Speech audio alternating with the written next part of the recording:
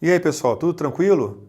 Nesse vídeo agora, vamos falar um pouquinho sobre o valor do dinheiro no tempo e uma ferramenta chamada de diagrama do fluxo de caixa, o nosso DFC. Para iniciar a nossa conversa, vou te fazer a seguinte colocação. Digamos que eu tenho aqui no bolso R$ 100. Então, no bolso eu tenho guardado R$ 100. Passa um mês, eu meto a mão no bolso e novamente encontro lá a nota de R$ 100. A pergunta é a seguinte: fisicamente é a mesma coisa? Lógico, fisicamente é a mesma coisa. Uma nota de R$ 100 e daqui a um mês uma nota de R$ 100. Mas e o valor? Será que o valor é o mesmo? Será que o valor é igual? Luciano, acho que você não está muito bem na cabeça. O valor é igual, R$ 100 e R$ 100. Pessoal, a situação do valor é um pouco diferente. Como assim, Luciano?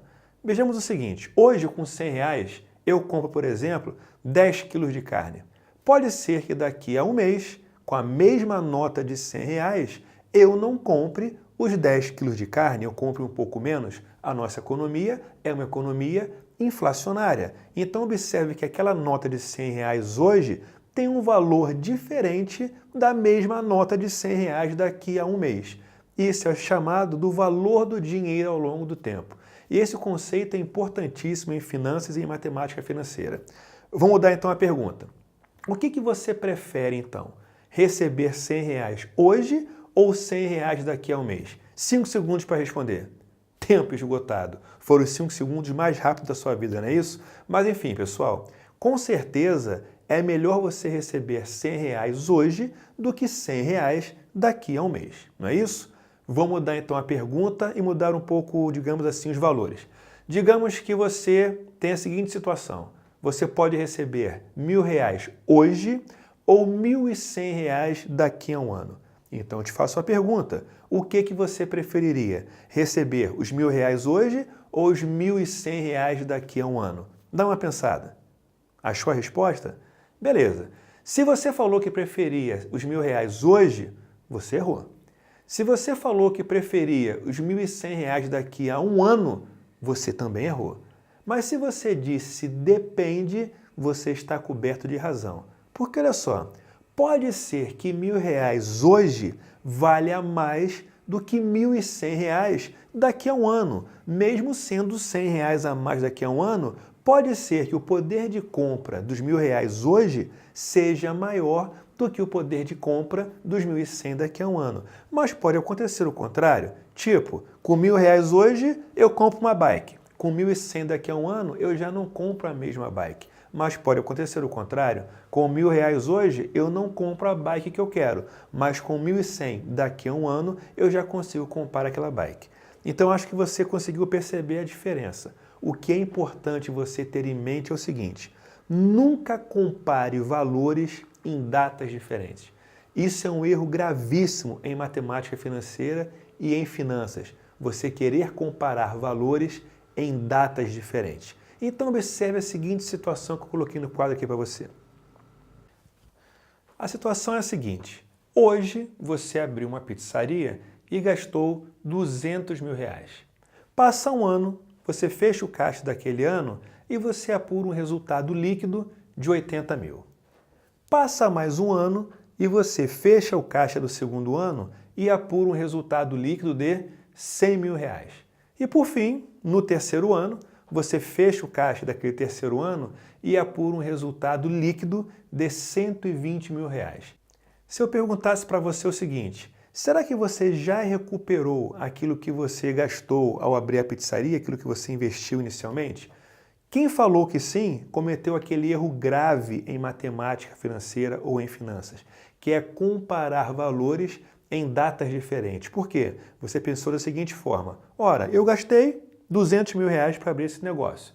Ao final de um ano, recuperei 80. No segundo ano, recuperei 100. E no terceiro ano, 120. Se eu somar 80 com 100 e com 120, eu tenho R$ 300.000. Se eu gastei 200, eu já recuperei aquilo que eu investi. Erro gravíssimo. Por quê? Porque você comparou valores em datas diferentes. Então, cuidado. Pode ser que você tenha recuperado, mas pode ser que não. E durante aqui os nossos vídeos, nós iremos aprender como saber se isso foi viável ou não do ponto de vista econômico. O que interessa agora é você guardar o seguinte: não posso comparar valores em datas diferentes. A gente viu agora há pouco um fluxo de caixa da pizzaria. Intuitivamente, mesmo sem saber a definição do DFC, você entendeu aquilo que eu coloquei no quadro para você. Ou seja, quando eu tenho um desembolso de capital, uma saída de caixa, eu tenho uma seta para baixo, que é um valor negativo. Quando eu tenho uma entrada de caixa, é uma seta para cima, é um valor positivo. Observe então a imagem. Na data zero, quando eu tenho um desembolso, uma saída de caixa, tipo estou investindo, estou pagando, isso é uma saída. Se é uma saída, eu tenho uma seta para baixo, porque é um valor negativo. Quando eu tenho uma entrada de caixa, observe que eu tenho uma seta para cima. E isso vai ocorrer ao longo de vários períodos. Então, essa ferramenta que você está observando é o chamado DFC, que é o diagrama do fluxo de caixa. É uma ferramenta que vai me auxiliar e muito a entender o que acontece, o que está acontecendo naquela questão, naquela situação, problema. Então, vai nos ajudar e muito a resolver questões mais para frente. Observe que quando eu lanço esses valores, a cada período podem ser meses, podem ser anos, enfim, o período que for considerado. Entenda que a cada período são valores líquidos. Por exemplo, se hoje eu vendi 20 mil reais em mercadorias, mas paguei uma conta de 30 mil, eu estou 10 mil reais negativo. Então, representaria com uma seta para baixo no valor de 10 mil reais. Então, a cada período eu só lanço valores líquidos. Essa é a ideia geral, tá ok, pessoal? Então, digamos, o fluxo de caixa, por exemplo, digamos que você queira abrir uma sapataria. A situação, o problema seria o seguinte: você vai abrir uma sapataria e, pelas suas previsões, você vai desembolsar algo em torno de 150 mil reais. E a expectativa é que pelos próximos 24 meses você tenha entradas líquidas e mensais de 8 mil reais. Vamos então montar o DFC desse empreendimento. Na época zero, você vai desembolsar 150 mil. Se é uma saída de caixa, eu tenho uma seta para baixo, no valor de 150 mil. No primeiro mês, uma entrada de 8 mil. No segundo mês, uma entrada de 8 mil. No terceiro mês, uma entrada de 8 mil reais. E assim sucessivamente, durante 24 meses. Então, se eu fosse montar o DFC dessa questão, dessa situação problema, esse seria o diagrama do fluxo de caixa a ser representado. Conforme eu disse anteriormente, essa ferramenta gráfica vai nos auxiliar em muito mais para frente na resolução de algumas questões dentro do nosso curso de matemática financeira. Tá ok, pessoal? Espero que tenha ajudado para você, espero que eu tenha te ajudado a entender um pouquinho o que vem a ser o DFC, que você tenha compreendido o que vem a ser o valor do dinheiro ao longo do tempo, evitando comparar valores em datas diferentes.